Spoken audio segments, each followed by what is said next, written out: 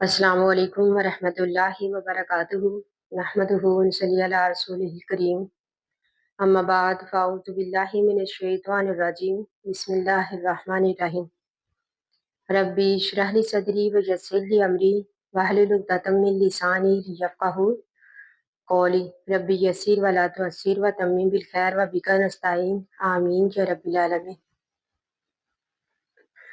सबसे पहले तो अल्लाह ताला से दुआ कि अल्लाह ताला हम सब के लिए आसानियाँ पैदा करे और हमें दुनिया और आखिरत में भलाई अता करे, आमीन।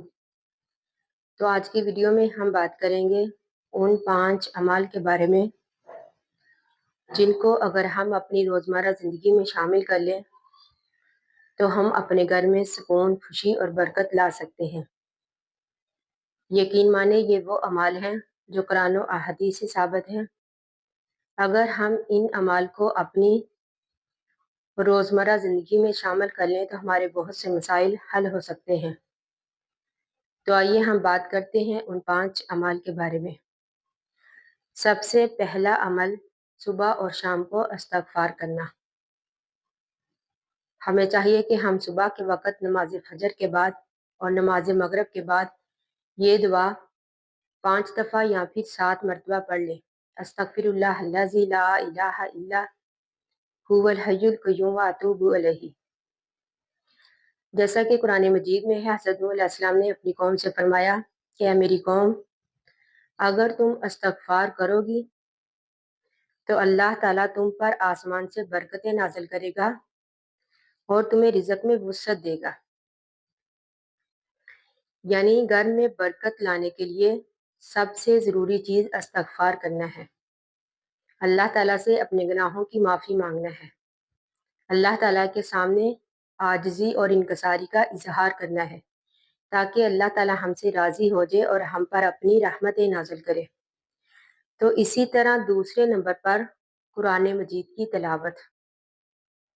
हमें चाहिए कि हम अपने घरों में रोज़ाना कुरान मजीद की तिलावत करें, चाहे थोड़ी ही करें।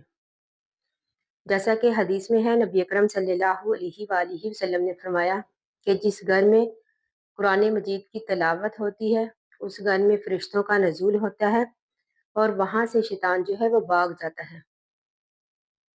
इसलिए हमें चाहिए कि हम रोज़ाना कुरान मजीद की तिलावत करें, इसे अपनी ज़िंदगी का हिस्सा बना लें।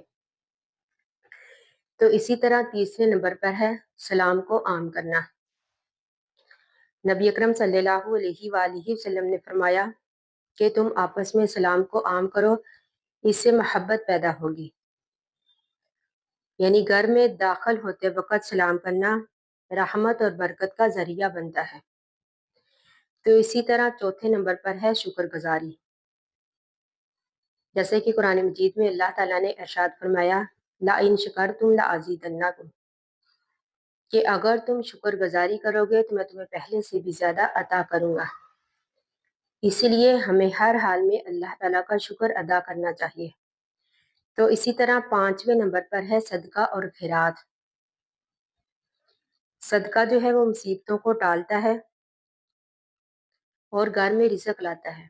जैसा कि मुस्लिम की हदीस में है, नबी अकरम सल्लल्लाहु अलैहि वसल्लम ने फरमाया कि सदका जो है ये माल को कम नहीं करता बल्कि माल में इजाफा करता है।